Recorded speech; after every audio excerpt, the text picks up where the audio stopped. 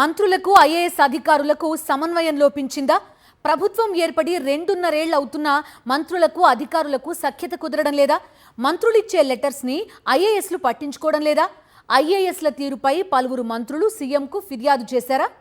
తెలంగాణలో కాంగ్రెస్ సర్కారు ఏర్పడి 2.5 సంవత్సరాలు గడుస్తున్నప్పటికీ మంత్రులు ఐఏఎస్ అధికారుల మధ్య సమన్వయం లోపిస్తున్నదనే చర్చలు సెక్రటేరియట్ వర్గాల్లో గట్టిగా వినిపిస్తున్నాయి. ముఖ్యంగా మంత్రులు ఇచ్చే లేఖలను కొందరు ఐఏఎస్ అధికారులు పట్టించుకోవటం లేదనే ఆరోపణలకు కొదవలేదు. ఎమ్మెల్యేలు తమ నియోజకవర్గ పనుల కోసం మంత్రులను సంప్రదించడం, ఆ వెంటనే మంత్రులు శాంక్షన్ లెటర్లు జారీ చేయటం జరుగుతోంది. అయితే సంబంధిత శాఖల అధిపతులు ఆ లేఖలను పరిగణలోనికి తీసుకోవడం లేదని, చూసి చూడనట్టుగా పక్కన పడేస్తున్నారని సమాచారం.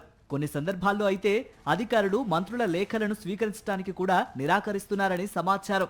ఈ అంశాన్ని ఇటీవల జరిగిన అసెంబ్లీ సమావేశాల్లో సిపిఐ ఎమ్మెల్యే కూనంనేని సాంబశివరావు బహిరంగంగా ప్రస్తావించారు. మంత్రులు ఇచ్చే లేఖలను అధికారులు పట్టించుకోవటం లేదని ఆయన ఆన్ రికార్డ్ వ్యాఖ్యానించారు. కూనంనేని వ్యాఖ్యల నేపథ్యంలో ఈ విషయంపై ప్రభుత్వం ఆరా తీస్తే ఆశ్చర్యపోయే విషయాలు తెలిసినట్లు సమాచారం.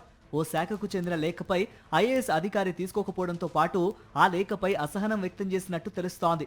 రాష్ట్ర ఆర్థిక పరిస్థితి తెలుసు కూడా మంత్రులు ఇలాంటి లేఖలు ఎలా ఇస్తారని ఓ సీనియర్ ఐఏఎస్ అధికారి తీవ్రంగా స్పందించినట్లు సమాచారం. దీంతో ఆ లేఖ తిరిగి మంత్రికి చేరినట్టు తెలుస్తోంది. ఈ ఘటనపై ఆగ్రహం వ్యక్తం చేసిన మంత్రి తనకు జరిగిన అవమానంపై ముఖ్యమంత్రికి ఫిర్యాదు చేసినట్లు తెలిసింది.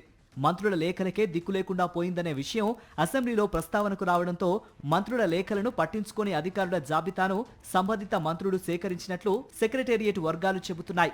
ఈ పరిణామాల నేపథ్యంలో ప్రభుత్వం అప్రమత్తమైందట.